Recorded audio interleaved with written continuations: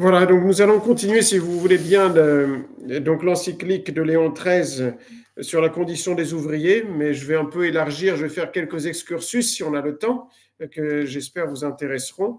Mais en fait, ce sont des choses que je rajouterai, c'est des choses que les anciens ont vues avec moi il y a déjà peut-être 3 ans ou 4 ans, je ne sais pas. Mais on oublie, même moi en relisant mes notes, je me suis aperçu que j'avais oublié beaucoup de choses. Voilà. Et donc, tout d'abord, je fais un petit résumé de ce que nous avons fait jusque-là.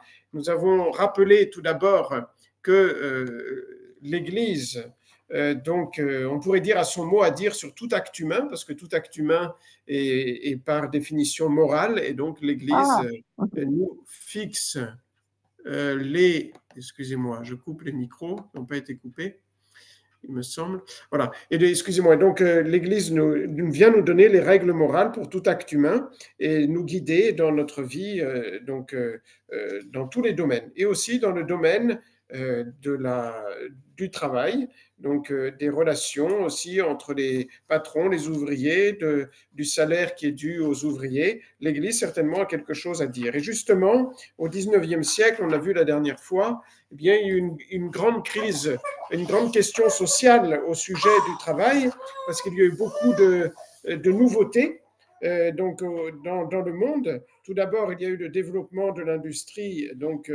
d'une manière exponentielle, qui a changé beaucoup les conditions de travail, et donc les petits ateliers familiaux, les petites industries souvent ont diminué, ont été fermées. Et donc, la modification des relations entre les patrons et les ouvriers a été beaucoup justement changée. Il y a aussi malheureusement la paganisation du monde du travail, qui va avec aussi une corruption des mœurs générales un peu dans le monde depuis la Révolution française. Et donc, il y a aussi les richesses qui se sont concentrées dans les mains d'un petit nombre. Donc, tout cela, ce sont des nouveaux facteurs qui ont causé souvent donc, une crise grave, hein, des conflits, donc aussi véritables entre les patrons et les ouvriers. Donc, il se fallait que l'Église intervienne pour donner les règles qui étaient oubliées de la morale et donc des devoirs et des droits et des devoirs de chacun et ne pas laisser des personnes, comme dit l'encyclique, des hommes turbulents et astucieux qui ont essayé de manipuler un peu les sociétés, donc en lançant parfois des grands mots qui sont très beaux, n'est-ce pas, droit, justice, liberté, mais par exemple, mais en les utilisant mal et au lieu de mettre la paix et l'ordre, bien souvent ils ont au contraire augmenté les difficultés et les conflits. Et donc voilà que l'Église est intervenue aussi c'est la première encyclique qui a été écrite sur cette question par le pape Léon XIII, donc en 1891. Et nous avons déjà vu quelque chose. Donc, on a vu aussi que malheureusement, la révolution et les suites de la révolution ont eu des conséquences vraiment très néfastes. Certes, le monde du travail avait besoin d'être renouvelé, même les corporations, qui étaient une bonne chose, devaient être remises au point, mais la révolution a supprimé toutes les corporations, a donné la liberté de presse à tout le monde, donc chacun pouvait dire aussi lancer des idées mauvaises aussi dans le monde du travail, et donc il y a eu aussi, comme je vous l'ai dit, vraiment la laïcisation et la corruption des mœurs qui ont aggravé la situation. Et donc ce soir, nous verrons, si vous voulez bien, euh, la, le faux remède qui a voulu être apporté à cette question sociale du travail avec le socialisme, nous n'aurons pas le temps de le finir, et donc l'intervention de l'Église pour rappeler des vérités fondamentales qui avant étaient connues de tous, mais qui ont été malheureusement oubliées. Alors je vais commencer par je m'excuse, une citation un peu longue de Léon XIII que je commenterai parce que je pense qu'on ne peut pas, on ne peut pas faire moins de le citer sur cette question grave qui est de la propriété. Donc je commencerai par ça, ça sera donc la première partie qui est une des plus, les plus où il y a le plus à dire. Et donc après, j'aborderai beaucoup d'autres questions sur les droits des hommes en général. Pas seulement le droit de propriété. Donc, le pape Léon XIII dit ceci. Il est facile de le comprendre, la raison intrinsèque du travail entrepris par n'importe quel homme qui exerce un art lucratif, le but immédiat visé par celui qui travaille, c'est de conquérir un bien qu'il possédera en propre et comme lui appartenant. Car s'il met à la disposition d'autres personnes ses forces et son industrie, ce n'est pas évidemment pour un autre motif, sinon pour obtenir de quoi pourvoir à son entretien. Donc on travaille pour vivre, donc pour avoir de quoi vivre, donc non seulement la nourriture, la boisson, mais donc la maison et tout ce qu'il faut pour vivre, donc pour les besoins de la vie. Et le travailleur attend aussi de son travail, donc non seulement ce droit au salaire, mais encore un droit strict et rigoureux, dit le pape, d'en user comme bon lui semblera. Donc il veut pouvoir utiliser son salaire, c'est un droit de tout homme, comme il le voudra, c'est le fruit de son travail. Si donc, en réduisant ses dépenses, le travailleur est arrivé à faire quelques épargnes, et si pour s'en assurer la conservation, il les a par exemple réalisées dans un champ, il est de toute évidence que ce champ n'est pas autre chose que son salaire qu'il a transformé. Il a transformé son salaire dans un bien immeuble, dans ce cas-là. Et donc, c'est un droit, en fait, là, le pape est en train d'expliquer, on pourrait dire tout simplement, que le droit de propriété est un droit qui est profondément ancré dans la nature humaine. Donc c'est un des premiers droits de l'homme, de posséder ce qu'il a acquis légitimement. Et donc si on lui enlève ce droit de propriété, c'est une très grave injustice qui crie vengeance contre Dieu. Donc vous le savez, c'est justement donc le communisme spécialement et le socialisme qui est donc une forme donc moins violente du communisme qui donc a justement à attaquer ce droit de propriété. Vous le savez, ce n'est pas des choses qui ont disparu à l'heure actuelle. Ces théories donc contre les droits de l'homme, les vrais droits de l'homme, donc comme le droit de propriété.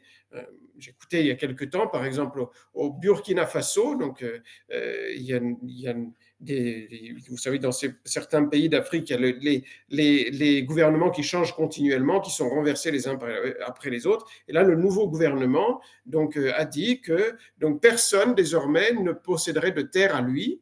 Et donc les terres appartiennent toujours à l'État. C'est le communisme et c'est vraiment donc nier un droit très, on pourrait dire, un des droits primitifs de l'homme, un des premiers droits de l'homme. Le fonds ainsi acquis sera la propriété de l'artisan, au même titre que la rémunération même de son travail.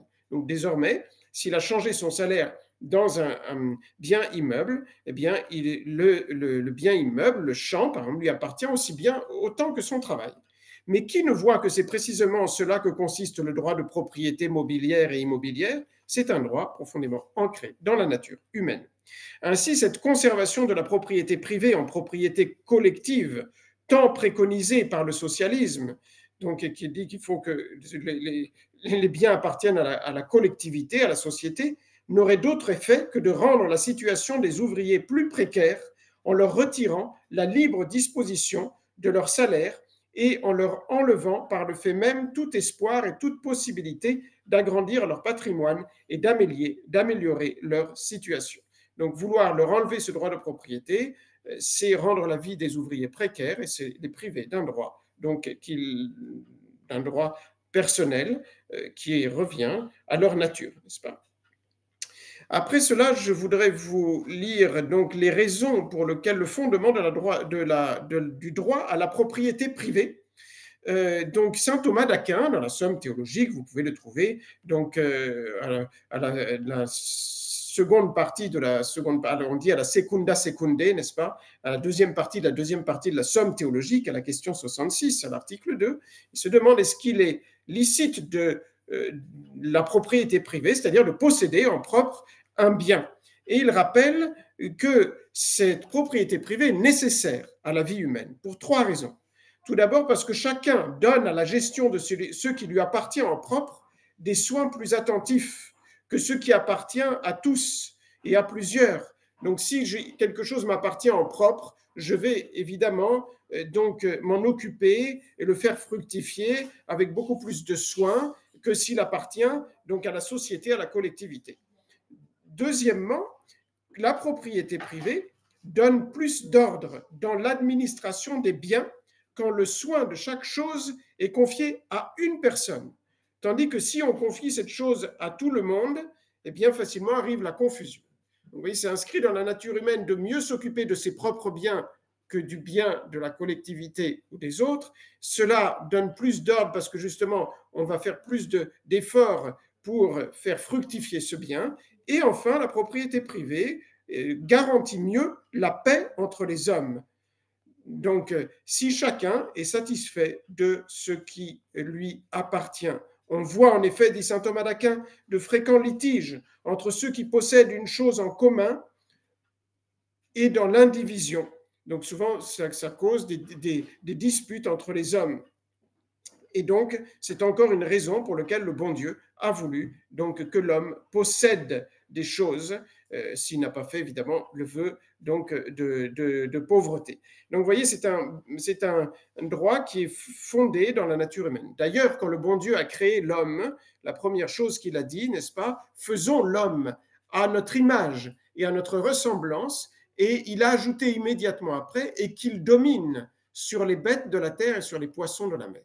Du fait que l'homme est raisonnable, qu'il est créé à l'image de Dieu, qui est intelligent et libre. L'homme aussi est intelligent et libre, évidemment, de façon limitée, tandis que Dieu, sa liberté, et donc n'a pas de limite, et son intelligence non plus. Et bien, de même que Dieu est propriétaire de tout l'univers, il a voulu que l'homme, sous lui, n'est-ce pas, sous sa dépendance, soit aussi propriétaire de certaines choses. Voilà.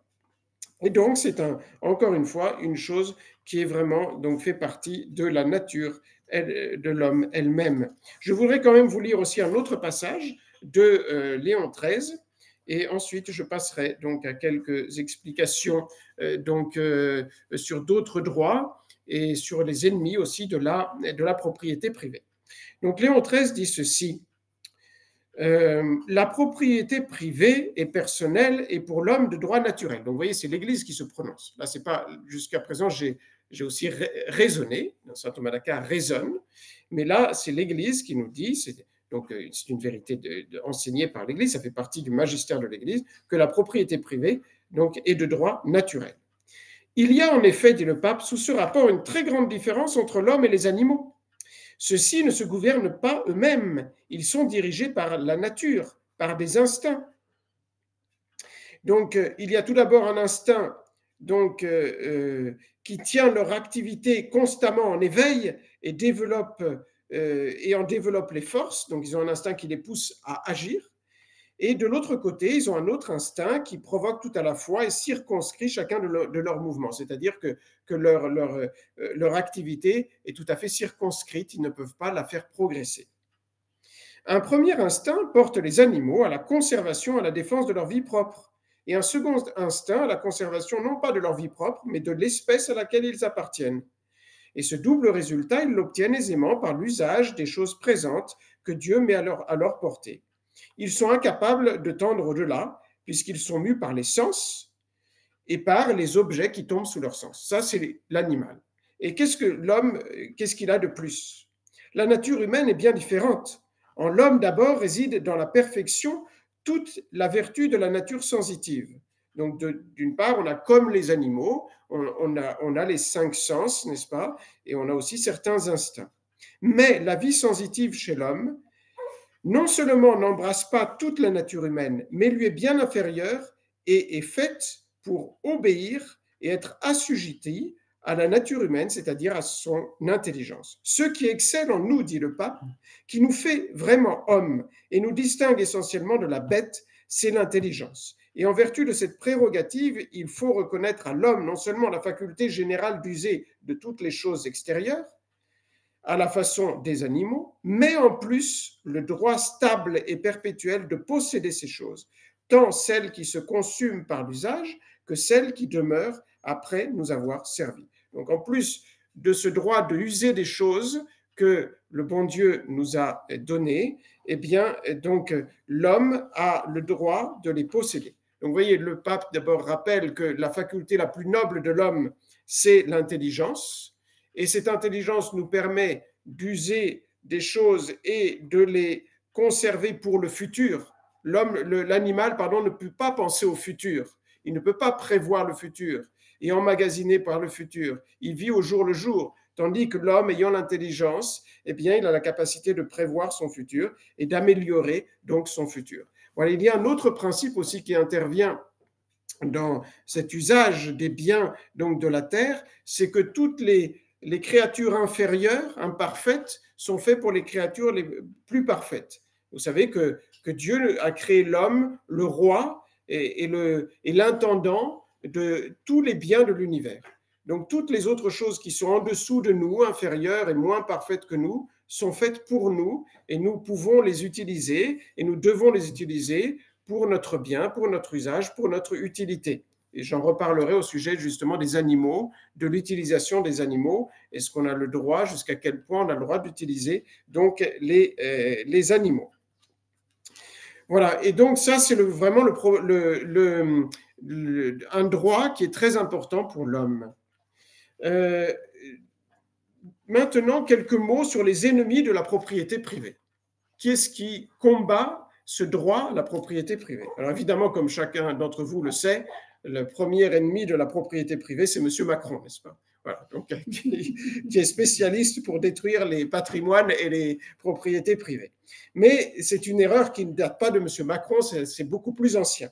Il y a tout d'abord les apostoliques, entre guillemets. C'est un courant de pensée donc, qui est né dans les premiers temps de l'Église et qui affirmait que tous doivent vivre comme les apôtres. Les apôtres vivaient dans la plus grande pauvreté.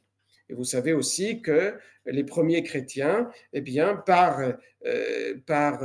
désir de perfection, souvent mettaient en commun leurs biens. Mais ce n'était pas parce que Jésus-Christ l'avait demandé, c'était par un souci de perfection. C'était comme un conseil pour mieux mettre en pratique les conseils de notre Seigneur Jésus-Christ. Mais ce n'est pas la règle, ça c'est l'exception. Ensuite, il y a eu les manichéens, donc c'est ceux qui disaient qu'il y avait deux dieux, le dieu du bien et le dieu du mal, et le dieu du mal, c'est celui qui avait créé les choses matérielles. Et donc les manichéens, puisque les choses matérielles sont mauvaises, ils disaient que c'était illicite de posséder des choses. Donc parce que c'est comme posséder quelque chose de mauvais. Donc c'était vraiment une mentalité complètement tordue, n'est-ce pas, et rigoriste. Et donc il disait que c'était mal de posséder ce que Dieu a créé, en fait, n'est-ce pas? Et quand Dieu a créé, il a vu que tout cela était bon. De même, d'autres manichéens, c'est les Vaudois et les Albigeois, qui enseignaient qu'au moins les plus parfaits devaient renoncer à toute possession. Alors nous aussi, nous avons bien sûr les religieux qui font le vœu de pauvreté et qui donc travaillent sur des biens qui sont communs, mais il faut avoir justement un degré de perfection vraiment plus haut, il faut le faire volontairement et non pas être obligé à le faire, et ça demande un degré de perfection plus haut que le degré de vertu normale des chrétiens, n'est-ce pas? Pour arriver à faire cela, il faut donc s'élever à un degré de perfection plus grand.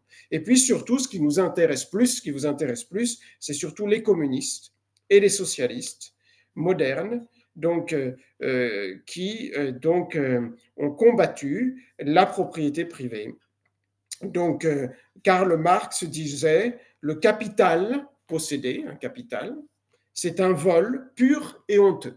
Voilà, donc, vous voyez, il reprend des vieilles théories, donc ça remonte très loin au 1er siècle. Ils n'ont rien inventé, rien de nouveau sous le soleil. Donc pour lui, posséder, c'est un vol pur et honteux. Pourquoi?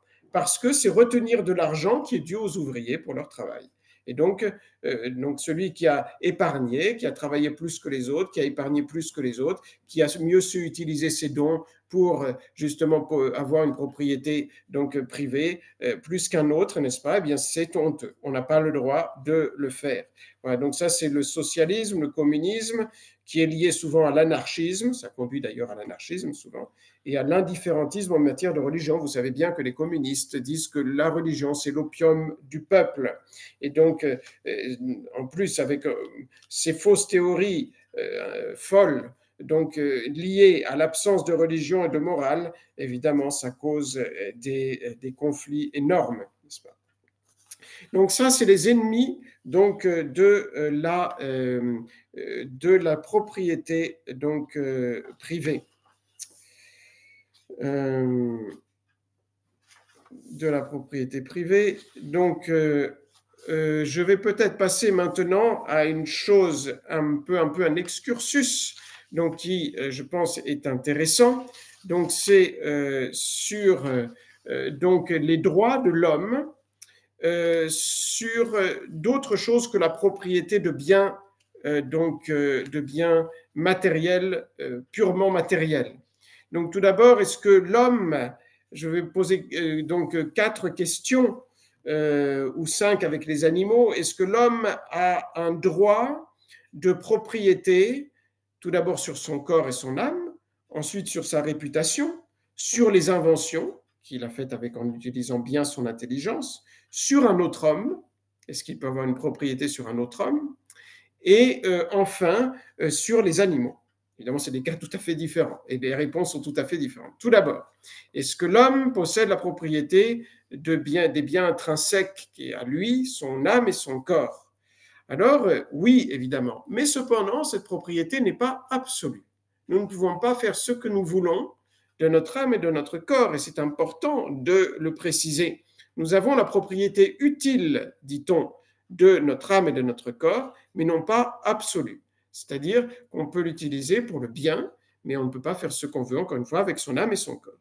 Pourquoi? La raison est très simple, en fait, pour un catholique, c'est parce que nous ne sommes que les intendants du bon Dieu. Le bon Dieu nous a confié des talents et nous devons les développer pour sa gloire et pour notre bien. Nous sommes les administrateurs de ces biens qu'il nous a donnés, même de notre âme et de notre corps. Vous savez, la fameuse parabole dans laquelle notre Seigneur Jésus-Christ dit que donc un jour reviendra le maître suprême, c'est lui, Dieu, et il dira, Redé, rends donc compte de ta gérance, de ton intendance, de ce que tu as fait des biens que je t'ai donnés. Et les premiers biens que Dieu nous a donnés, c'est notre âme et notre corps. Donc ce sont des talents que Dieu nous a donnés à administrer pour une fin surnaturelle, pour sa gloire et pour notre sanctification. L'administrateur n'a pas la propriété absolue de ce qui lui a été donc remis.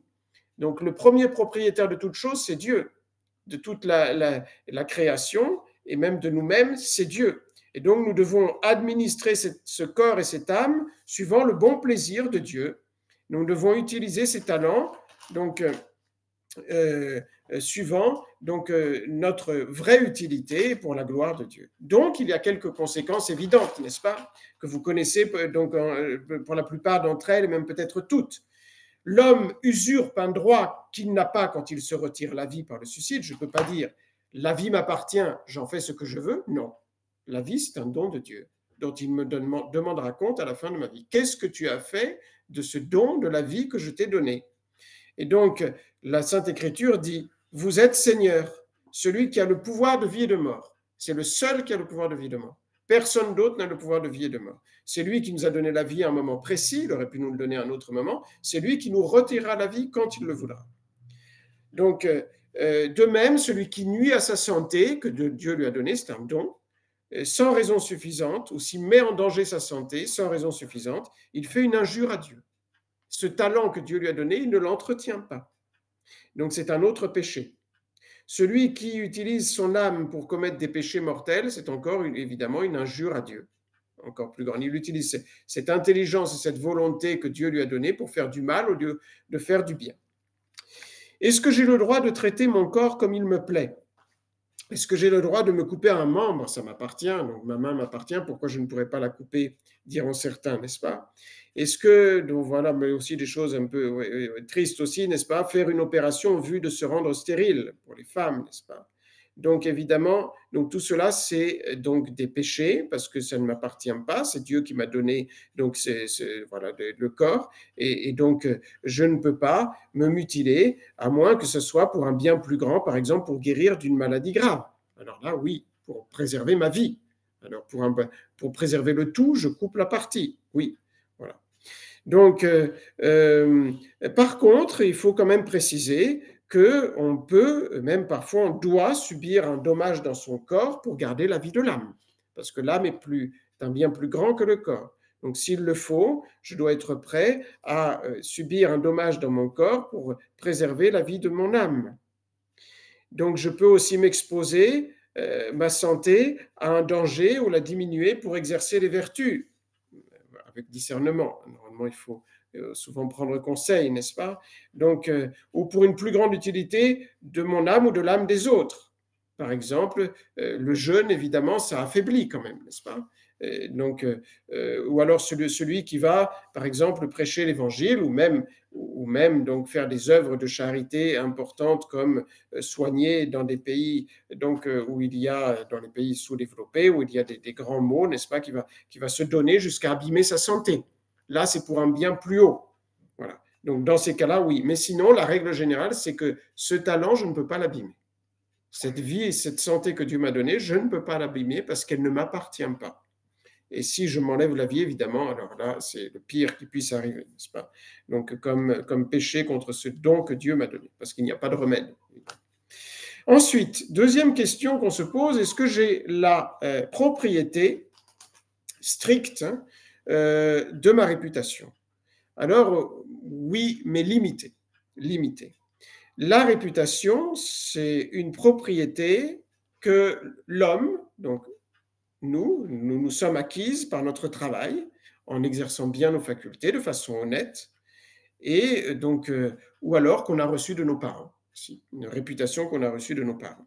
C'est un bien très précieux, la réputation. C'est parmi les biens les plus précieux qu'on a sur Terre. Mieux vaut une bonne renommée que de nombreuses richesses, dit le proverbe 22. Il vaut mieux une bonne renommée que d'être riche.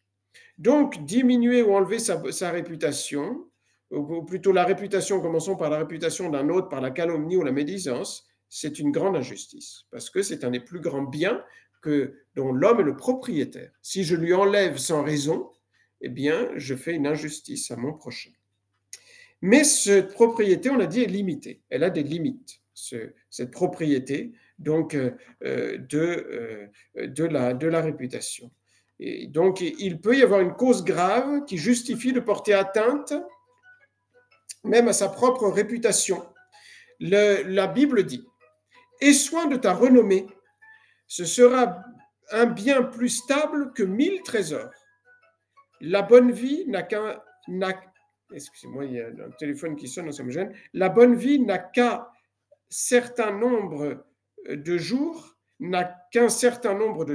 pardon, la bonne réputation demeure perpétuellement. » Donc, normalement, on ne peut pas mettre en danger sa réputation, donc sans cause grave, n'est-ce pas? On doit essayer de protéger sa propre réputation, et donc seulement pour une juste cause, donc on peut abîmer sa réputation, mais sinon, non. Saint Augustin a raconté sa vie, qui c'est pas très tout est très beau, n'est-ce pas? Donc sa vie, donc dans les confessions, mais c'était pour faire du bien donc aux autres, n'est-ce pas? Voilà. Et donc la réputation, c'est un bien qu'on doit normalement garder et entretenir autant que possible. Ensuite, est-ce que j'ai la propriété de mes éventuelles inventions? Oui. Donc, les produits de notre intelligence, par exemple, si on a fait des dessins, on a fait des musiques, on a écrit un livre, on a découvert d'un nouveau médicament, on a fait une œuvre, quelle qu'elle soit, un artisan a fait une œuvre. Donc, c'est un vol honteux que de soustraire donc secrètement donc des inventions à quelqu'un donc qui ne sont pas encore dans le domaine public. Par exemple, si je soustrais une musique à quelqu'un qui l'a inventée et donc qui n'est pas encore dans le domaine public, le propriétaire, c'est celui qui l'a fait, et donc je lui cause un grave dommage. Il n'y a que dans le cas où c'est vraiment déjà dans le public, ou alors, eh bien, on peut utiliser aussi donc ces inventions d'un autre. Et encore, cela doit être réglé par le droit civil, n'est-ce pas? Vous savez par exemple qu'un livre qui a été donc publié, il y a des droits d'auteur pendant 70 ans. Donc normalement, on doit se soumettre eh bien, aux lois civiles sur ces questions, donc des inventions, donc qui appartiennent à celui qui l'a fait. C'est un droit strict. Il y a enfin la question donc de est-ce qu'un homme, comme je vous l'ai dit, peut avoir une propriété sur un autre homme? C'est une question qui n'est pas aussi simple qu'on peut éventuellement le croire. Donc, il est vrai que l'homme n'a jamais de domaine plein sur un autre homme. Donc, l'esclavage tel qu'il était conçu chez les païens, chez les Romains, aussi dans de l'esclavage plus moderne, malheureusement, vous le savez, dans la traite des nègres, ou alors comme on disait, ou alors dans les camps de travail, donc forcés des régimes communistes. Ça, c'est carrément, évidemment, contraire et gravement contraire au droit naturel, parce que l'homme est considéré là comme un animal, comme une chose, n'est-ce pas? Et donc, ça allait parfois très loin, puisque parfois le maître avait même le droit à la vie, sur la vie et la mort de quelqu'un. Mais cependant, il faut quand même préciser que la servitude, disons, où quelqu'un est tenu pour toute la vie, est tenu, doit servir donc un autre dans les choses licites, euh, ce n'est pas contraire directement à la loi naturelle et à la loi divine. Dans l'Ancien Testament, donc chez les Juifs, existait cette sorte de servitude, c'est-à-dire qu'il y avait des hommes qui étaient au service d'autres pour toute la vie. Et donc on le voit dans la Sainte Écriture, mais seulement dans les choses licites, n'est-ce pas? Mais ils devaient rester au service de leur maître toute leur vie. Donc, on le voit dans la Sainte Écriture, et même les apôtres disent que dans le Nouveau Testament, que cela est licite. Vous avez Saint Paul qui dit que les serviteurs soient soumis à leur maître, même s'ils sont mauvais. Mais d'un autre côté, il dit attention, les maîtres doivent bien traiter les serviteurs. Hein. Et cependant, l'Église, a poussé, c'est elle qui est la première à pousser donc tous les maîtres à donner la totale liberté à leurs serviteurs. Donc, par exemple, dans l'épître à Philémon, saint Paul invite sans obliger les maîtres à donner la liberté à tous leurs serviteurs. Voilà. Et donc, parce que, en fait, vu la condition humaine, n'est-ce pas, que les hommes ont tendance à exagérer avec le péché originel, même dans ces situations-là où il y avait des servitudes qui étaient conciliables avec le droit naturel, souvent il y avait beaucoup d'abus, et l'Église a lutté, vous le savez, contrairement aux calomnies qu'on dit contre l'esclavage. Elle a fait beaucoup de documents, même des encycliques contre l'esclavage. Par exemple, le 5 mai 1888, Léon XIII a fait une encyclique pour abolir l'esclavage, In Plurimis, qui s'appelle In Plurimis, donc aux évêques brésiliens. Parce que c'est là où il y avait l'esclavage moderne dans ces pays, en particulier d'Amérique du Sud. Et on arrive à une dernière question au sujet de la propriété, qui est importante, qui ne devrait pas l'être, mais qui est importante à l'heure actuelle, c'est la question des animaux. Donc, parce que vous savez que maintenant, il y a des conceptions complètement fausses de la nature, et dans lequel, par exemple, il y a ce courant de pensée qu'on a appelé l'antispécisme, qui, comme son nom l'indique, dit qu'il n'y a pas d'espèces différentes. Entre nous et les animaux, nous sommes tous une grande espèce. Il n'y a que des différences de degrés entre nous et les animaux. Mais on fait tous partie des animaux qui souffrent. Ils appellent ça des sentients. S-E-N-T-I-E-N-T-E-S. T-I-E-N-T-S. Donc, voilà, et donc il n'y a plus des espèces. Contrairement à ce que vous pensiez, n'est-ce pas? Vous n'êtes pas d'une espèce différente que votre chien ou que votre chat. Il y a seulement une différence. Vous en souffrez tous. Votre chat, il souffre. Et la souris aussi, elle souffre. Et vous souffrez. Et donc, vous devez traiter votre chat et la souris de la même manière que vous vous traitez vous-même. Voilà. Et ça débouche sur le véganisme, qui dit qu'on ne doit donc pas tuer les animaux et on ne doit pas les manger et on ne doit pas les utiliser, n'est-ce pas? Donc c'est vraiment, parfois ça aboutit à, c'est vraiment des théories qui sont folles et qui évidemment perturbent beaucoup la société. Et c'est une philosophie qui est mortifère, évidemment pas pour les bêtes, mais pour les hommes. C'est pour nous que c'est un gros problème, n'est-ce pas? Et donc, qu'est-ce que dit l'Église? Eh bien, et le bon Dieu. Et donc, le bon Dieu dit que l'animal est au service de l'homme. Je vous l'ai dit avant, les créatures moins parfaites sont au service des créatures les plus parfaites. Donc, toute la création en dessous de nous est à notre service, au service de l'homme. Il y a un ordre hiérarchique des créatures. Dieu a dit, toi l'homme, tu vas dominer sur toutes les créatures de la terre. Tu en es le propriétaire, après moi, l'usufruitier de toutes les créatures inférieures qui sont à ton service et à ton usage. Par exemple, la vivisection est morale si elle a le but de faire progresser la science. Mais évidemment, dans un autre cas contraire, maltraiter un animal, le faire souffrir inutilement, donc inutilement, dans ce cas-là, c'est un péché, n'est-ce pas? C'est un péché parce qu'il n'y a pas donc c'est de la cruauté, ça peut même devenir un péché mortel. Si vraiment ça devient du sadisme, n'est-ce pas? Mais même dans ce cas-là, où l'homme peut-être fait un péché, donc s'il maltraite sans raison, il fait souffrir sans raison, pas pour son utilité, mais sans raison un animal, il commet un péché qui même, dans certains cas, peut devenir mortel, mais il n'y a pas de choses à réparer envers l'animal, parce que l'animal n'a pas de droit, tout simplement. Il n'a pas de droit.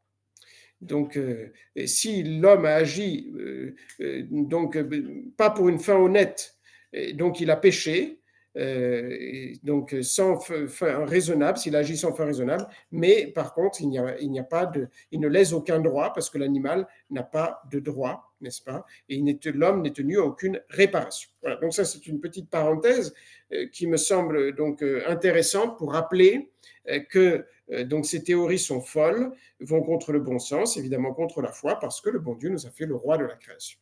Nous avons le droit de l'utiliser pour notre bien, et toujours avec raison, pour une fin honnête, mais dans ce cas-là, eh bien, c'est toujours bon. Parce que le bon Dieu a fait les animaux pour nous. Comme il a fait les végétaux pour nous, il a fait aussi les animaux pour nous. Voilà, maintenant je passe à la question de l'acquisition de la propriété. Donc j'ai fait un excursus sur la propriété de notre corps, de notre âme, qui n'est pas plénier, n'est-ce pas, pas absolu, qui doit être utilisé suivant le plan de Dieu. Nous sommes les intendants même de ces biens les plus intrinsèques que nous avons, notre réputation aussi. Donc j'ai vu aussi, est-ce que l'homme peut avoir un domaine sur un autre homme? On a vu que non, sauf quand c'est très limité, n'est-ce pas? Mais le vrai esclavage, non. Et enfin, la question des animaux. Maintenant, je voudrais revenir sur dire un dernier mot sur la question de la propriété, comment on acquiert la propriété. Comment on acquiert la propriété? Alors, le moyen le plus courant, on en a déjà parlé, c'est le travail. Mais cependant, ce n'est pas le seul moyen. La question est celle-ci. L'homme arrive dans une terre déserte. Vous arrivez, par exemple, au Canada ou, je ne sais pas, au Groenland, n'est-ce pas, dans une terre déserte. Est-ce qu'il suffit que vous disiez, je prends cette terre depuis cette rivière jusqu'à cette montagne pour posséder la terre en toute justice sans qu'on puisse vous en déposséder? Ou faut-il que vous exerciez votre activité sur cette terre pour l'occuper, vous la travaillez pour qu'elle vous appartienne? Ou bien faut-il qu'il lui fasse vraiment produire quelque chose pour qu'elle devienne sienne? Alors, tout d'abord, l'homme est un animal raisonnable, n'est-ce pas? C'est ce qui nous distingue des animaux, nous avons une raison et une volonté. Donc, pour devenir propriétaire d'un bien, meuble ou immeuble, il faut d'abord poser un acte de volonté, premièrement. Sinon, on ne peut jamais le posséder. Cet acte de volonté doit se manifester extérieurement. S'il s'agit d'une terre déserte, c'est le premier cas, bon, pour nous Français, ce n'est pas notre cas, n'est-ce pas, qui n'appartient à personne, oui, il suffira de l'occuper en manifestant l'occupation par des signes extérieurs. On va mettre des bornes, une haie, et dire ça m'appartient maintenant. C'était désert et maintenant ça m'appartient. Ça suffit. J'ai posé un acte de volonté extérieure. Par contre, dans une société organisée où les biens sont déjà distribués, donc justement, comme vous le savez, l'acte de volonté de l'homme pour posséder une chose donc se manifestera en général par le travail. On va travailler pour acquérir une chose. Et c'est la base effective, dit le pape, de la propriété privée. Dans les sociétés, disons, civilisées et organisées, c'est comme ça qu'on acquiert une propriété, c'est par le travail. Donc, l'homme, dit le pape, s'applique pour ainsi dire à lui-même la portion de la nature corporelle qu'il cultive.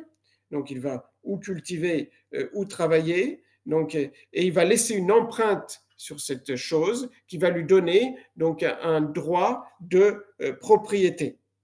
Donc le travail opère comme un prolongement de notre personne humaine.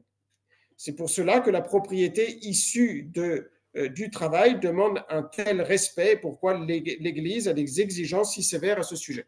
Donc vous me direz, mais quand je travaille pour quelqu'un, n'est-ce pas, je n'acquiers pas un droit de propriété sur les choses ou le champ que je travaille ou l'objet que je travaille, n'est-ce pas? Donc, si on l'acquiert, mais vous le retirez par le salaire, n'est-ce pas? Vous le retirez par le salaire. Donc, vous acquérez un certain droit de propriété qui vous est rendu par le salaire avec lequel vous allez pouvoir acheter, donc éventuellement, donc une propriété. Et maintenant, je voudrais dire un mot sur le patrimoine. C'est très important, surtout à l'heure actuelle. Parce que ce droit est abîmé donc, par les politiques modernes, n'est-ce pas? C'est un prolongement aussi du droit de propriété. Donc l'homme, il est profondément inscrit dans la nature de l'homme de transmettre à ses enfants ce qu'on appelle le patrimoine, c'est-à-dire justement une propriété. La patrice, c'est le père, du père. Donc c'est une propriété qu'il a acquise, et il l'a acquise pas seulement pour lui, mais pour ses enfants.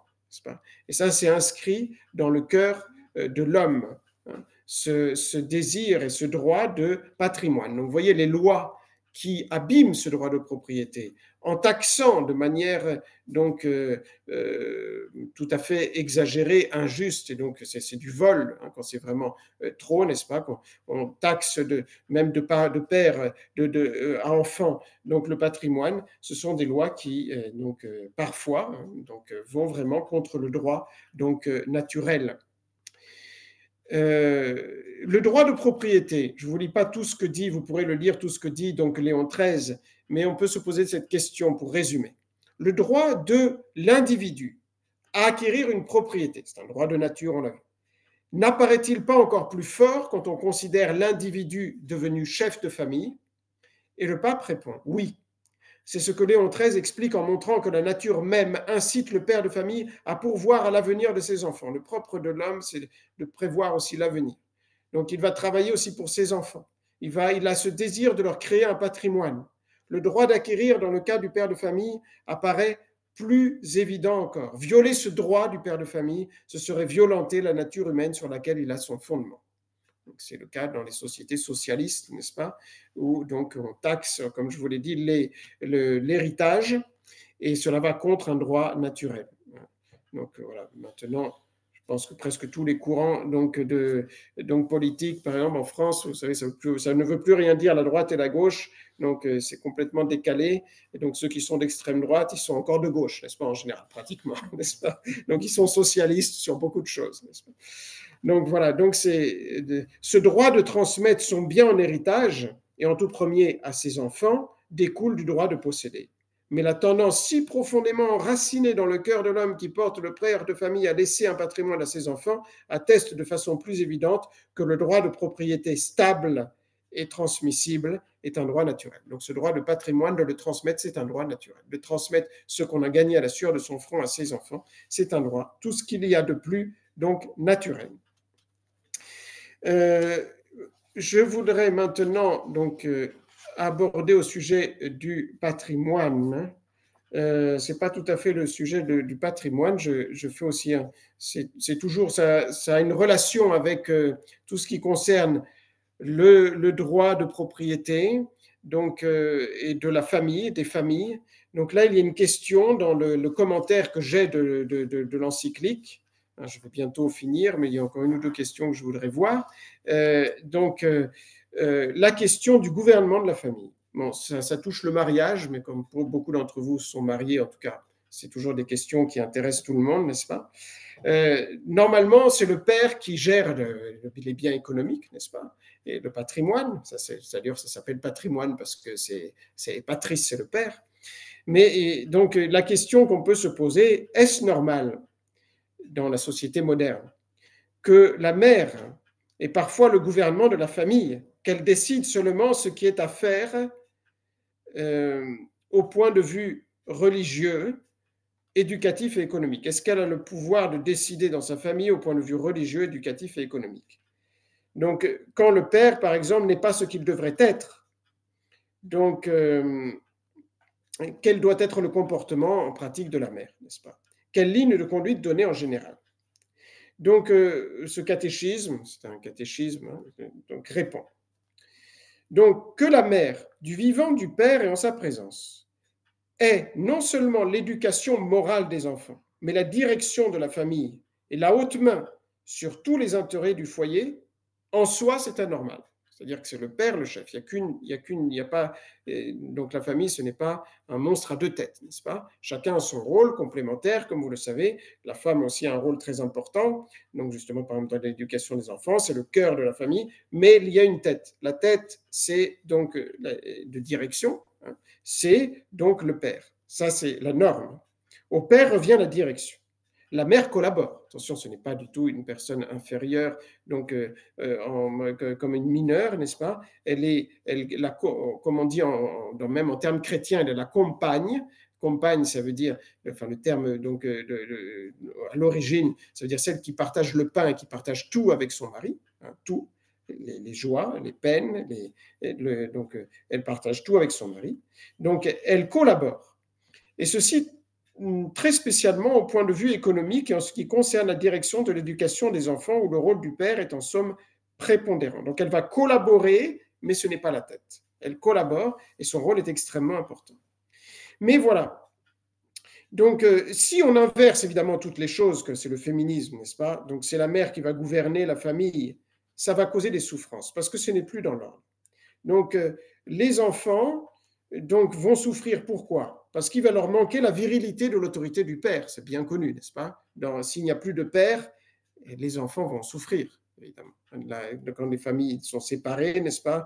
Donc, évidemment, les enfants ne peuvent pas ne pas avoir des blessures.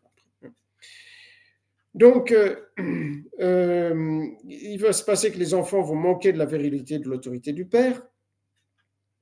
La femme qui sera écrasée par cette charge supportée en entier au lieu d'être partagée, donc ça va être trop lourd pour elle, n'est-ce pas?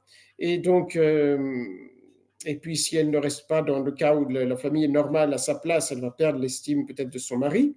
Et le père, donc, qui risque, s'il est un peu mis de côté, de devenir égoïste à mesure qu'il rejette davantage les responsabilités qui lui incombent.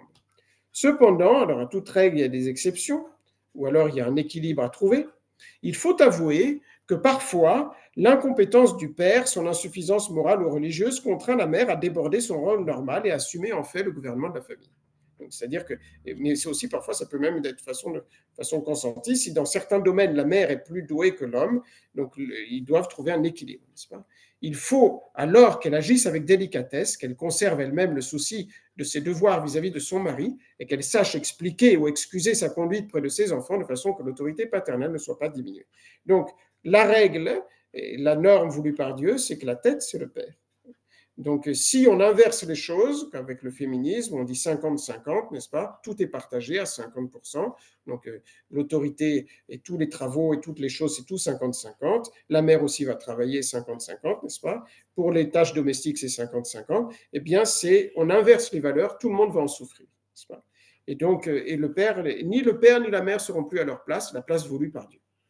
Mais donc, il faut voir aussi les conditions donc, particulières de chaque famille. Si donc, soit le père ne remplit pas tous ses devoirs, alors la mère doit compléter et remplacer et prendre parfois donc, une partie du rôle du père. Hein, mais même dans ce cas-là, elle doit le faire avec délicatesse. Et donc, et donc, elle doit ne pas aussi donc, excuser auprès de ses enfants l'éventuel donc, manquement qu'il peut y avoir donc, dans l'autorité donc, paternelle. Voilà, donc ça c'est au sujet donc, de la direction qui concerne aussi l'économie. On parle d'économie, donc le patrimoine, donc tout ce qui concerne donc le côté temporel et économique de la famille. Et je voudrais finir, parce que je ne voudrais pas être trop long, sur une question que j'ai trouvée. Donc après, la prochaine fois, on finira cette question des droits de la famille vis-à-vis de l'État, en voyant quel est le rôle de l'État. On fera ça, je pense, la prochaine fois, sinon je vais être trop long. Donc le rôle de l'État, on verra que l'État doit respecter la famille. L'État est une société qui vient après la famille. La première société que Dieu a créée, c'est la famille. Il a créé Adam et Ève, il a créé la première famille. Et donc, l'État ne vit que sur les familles, n'est-ce pas? Et ne doit que compléter et aider les familles. Donc, on le verra comment l'État doit respecter le sanctuaire de la famille et comment l'État ne doit pas donc usurper les pouvoirs de la famille. Donc, et dans quel cas l'État a le droit d'intervenir dans les familles? Cela aussi, il y a la règle et l'exception. Quand les familles sont déficientes, alors il est vrai que l'État a le droit d'intervenir directement dans la famille. Donc, quand elle voit qu'il y a des déficiences graves, des violations de droits, soit de l'enfant, soit de la femme, soit donc d'autres violations graves. Donc, je voudrais finir avec une question un peu, un peu pas excentrique, mais un peu extraordinaire, mais que nous voyons sous nos yeux, parfois, hein, donc à l'heure actuelle aussi. Et c'est la question de l'ascension sociale. Ce petit catéchisme pose cette question, que j'ai trouvée intéressante. Le pape Léon XIII dit que c'est par l'intermédiaire de la société domestique dans laquelle ils sont nés que les hommes s'incorporent à la société civile. Donc on fait partie d'une famille et notre famille nous incorpore petit à petit dans la société civile. Donc il faudrait expliquer, d'après cela, ce qu'il y a d'anormal, non dans l'élévation progressive d'une famille, mais dans l'ascension brusque d'un individu très haut dans la société. Donc, quelqu'un qui est parti de très bas et qui va arriver tout d'un coup, il va être projeté donc, au plus haut de la société. Donc, il y a eu dans l'histoire des grands hommes qui sont fils de leurs œuvres, qui sont montés tout d'un coup dans la société. Que penser de cela? Donc, il y a des cas qui ont été des réussites. Saint Pie X, c'est un fils de paysan. C'est un des plus grands papes de toute l'histoire de l'Église, qui a eu une perspicacité donc, dans toutes les choses de la direction de l'Église, en plus extraordinaire parce que c'était un saint donc, et surnaturel. Mais par exemple, Saint Pie X est monté petit à petit dans les échelons de l'Église. Il a passé tous les échelons. C'est impressionnant de voir cela. Si vous connaissez un peu la vie de Saint Pie X, donc il a été ordonné prêtre, il a été vicaire. Je crois que c'est tous les 9 ans, il a changé de poste. Il est monté tous les 9 ans jusqu'à arriver à pape. Donc, le nombre d'années, je ne suis pas sûr, mais c'était très régulier. Il était vicaire. Après un certain nombre d'années, il a été curé. Après un certain nombre d'années, il était secrétaire de l'évêque. Après, il est devenu évêque. Après, il est devenu patriarche. Et après, il était élu pape. Donc, ça a été une progression toute sa vie. Et c'est un cas donc assez extraordinaire. Paraît-il que Pasteur aussi venait d'une famille très simple, n'est-ce pas? Et donc, il y a quelques exceptions. Mais la question, c'est de savoir est-ce qu'en soi, c'est une chose normale. L'ordre normal, c'est ça la question. C'est en effet que les fils s'incorporent à la société par leur famille et qu'ils tiennent habituellement la place que leurs parents occupaient et qu'ils les continuent. Donc, ils vont monter aussi, mais s'ils en ont les capacités, mais qu'ils continuent donc dans la ligne de leurs parents. Chaque individu devant se développer dans le milieu où Dieu l'a fait naître. Ce qui est normal également, c'est que les familles cherchent à améliorer leur situation. Ça, c'est normal. À gravir les degrés de l'échelle sociale. Et ceci par étapes. Tout ça, c'est normal. C'est dans la norme. Mais ce qui est peu normal, c'est l'ascension brusque de l'individu seul qui quitte son milieu, sa famille, ses traditions. Vous prenez Saint Pie X, quand il était pape, il a fait venir ses tantes donc, à Rome et il les visitait souvent. Il a toujours, tous les grands hommes se sont toujours occupés de leur famille qui parfois était d'une société donc, voilà, la plus simple, n'est-ce pas? Comme c'est le cas de Saint Pie X. Donc ils se sont pas enorgueillis. Donc, c'est peu normal, normalement, l'ascension brusque de quelqu'un qui quitte complètement sa famille et ses traditions. C'est peu normal, du moins c'est extraordinaire. Et ça peut être dangereux. C'est ça la question que je trouve intéressante. Enfin, un aspect de la question. Aussi, faut-il faire marcher de pair le développement moral et intellectuel avec l'acquisition brusque de la richesse ou d'un rang social élevé. Sans cela, l'individu devient un déclassé qui n'est plus à sa place et constitue un danger pour la société. Donc, sinon, ça peut même être un danger pour la société. Moi, je ne suis pas un spécialiste de politique et donc voilà, d'actualité aussi, mais quand j'ai lu ça, ça m'a fait penser un peu à Edmund Musk, hein, qui était quelqu'un qui venait d'un milieu extrêmement simple, et donc qui maintenant est au plus haut donc, niveau de la société. Et en tout cas, c'est des personnes qui peuvent être sans doute dangereuses. Je pense que, je ne sais pas, je ne connais pas l'histoire de Trump, mais je pense que c'est un peu la même chose, n'est-ce pas? C'est des gens qui, n'ayant pas eu ce développement moral régulier, quand ils arrivent, ils sont projetés si haut, peuvent faire aussi beaucoup de mal s'ils ne savent pas contrôler leur conduite. La même ligne de conduite paraît bonne pour les génies, les talents extraordinaires qui d'emblée dépassent le cadre ou le milieu de la vie de famille. Exceptions qui peuvent justifier dans ce cas-là l'ascension brusque de l'individu. Il faut souhaiter que les sujets d'élite développent leurs dons extraordinaires, car Dieu ne leur a pas donné en vain ces dons, mais qu'ils respectent leur famille, en gardant pour elles de la déférence, même lorsque les circonstances les entraînent à ne plus partager du tout leur vie. Et alors là, ça peut être même béni par le bon Dieu si les choses sont faites donc avec les vertus qui correspondent au degré qu'ils ont atteint, n'est-ce pas? Le danger, c'est justement qu'il n'y a pas le développement moral n'a pas suivi cette ascension donc dans la société. Voilà, c'est une question un peu donc un peu à part qui j'ai trouvé intéressante pour pouvoir analyser aussi donc ce qui se passe parfois dans la société et de l'ascension de certains hommes très hauts. En tout cas, je connais un petit peu, j'avais lu un petit peu le passé, comme je l'ai dit, d'Edmond Musk. C'est vraiment le cas, en tout cas, de quelqu'un qui est parti d'extrêmement bas et qui est arrivé donc à une richesse, en tout cas, incroyable, n'est-ce pas? Voilà, je vais m'arrêter là pour ce soir et je finirai la prochaine fois sur la question des théories socialistes et de l'intervention de l'État, dans quelle mesure l'État peut intervenir dans les familles. Et donc, je vais vous donner la parole si vous avez quelque chose à dire ou à... Donc, excusez-moi, ça n'a pas marché. Je vais couper le...